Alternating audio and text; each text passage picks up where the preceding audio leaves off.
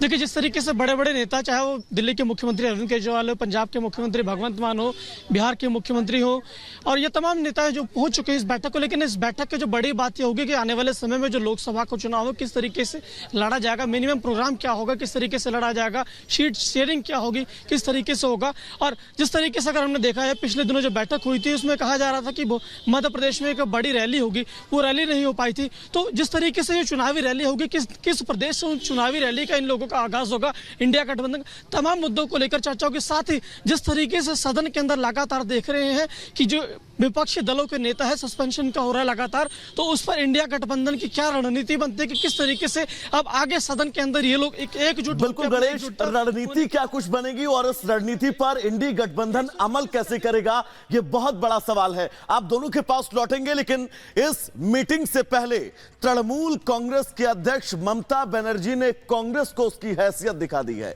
TMC की तरफ से यह कहा गया है कि 24 में होने वाले चुनाव में कांग्रेस के साथ अगर वो सीट शेयरिंग करेगी तो तृणमूल कांग्रेस महज पश्चिम बंगाल के अंदर 2 सीटें देगी। रिपोर्ट आपको दिखाते हैं।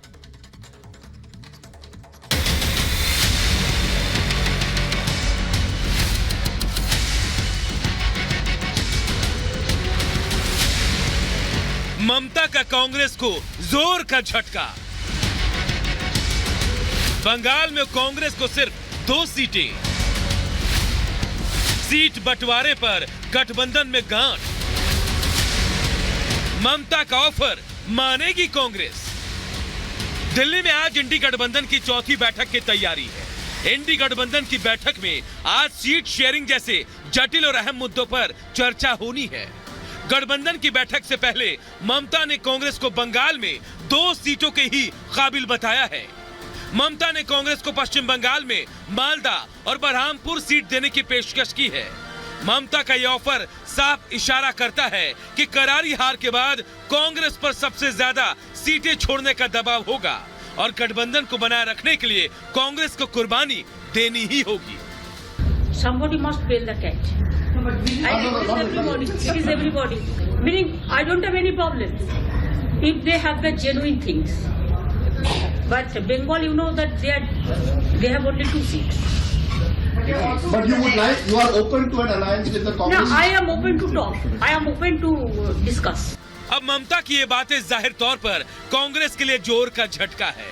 अब कांग्रेस नेता अधीर रंजन चौधरी ने भी इस पर अपनी प्रतिक्रिया दी है। हम अपने लड़ाई लड़ रहे हैं, चाहे बंगाल हो, चाहे दिल्ली हो, चाहे जहां भी हो।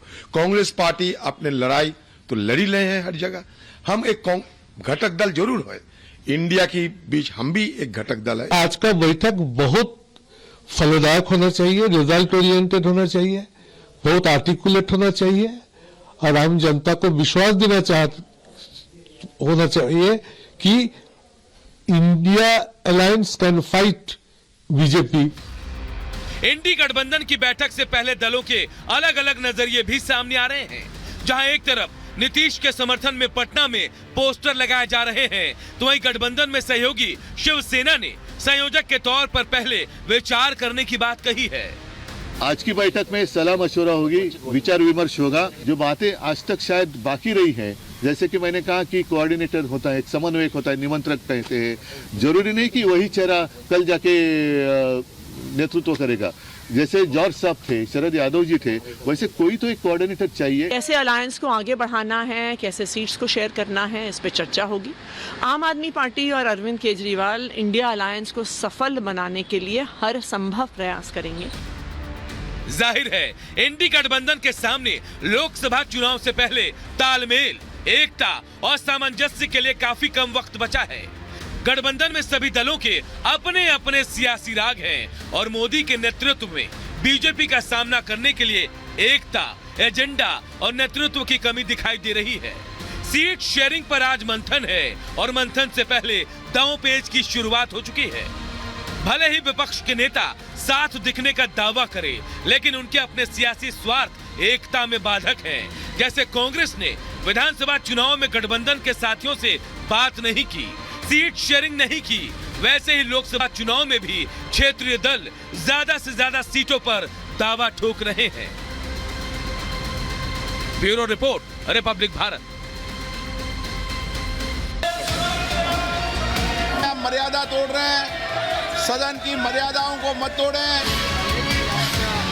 विपक्ष पार्टी की सबको सस्पेंड कर दिया। याद रखे जाओगे, ये दौर याद रखा जाएगा।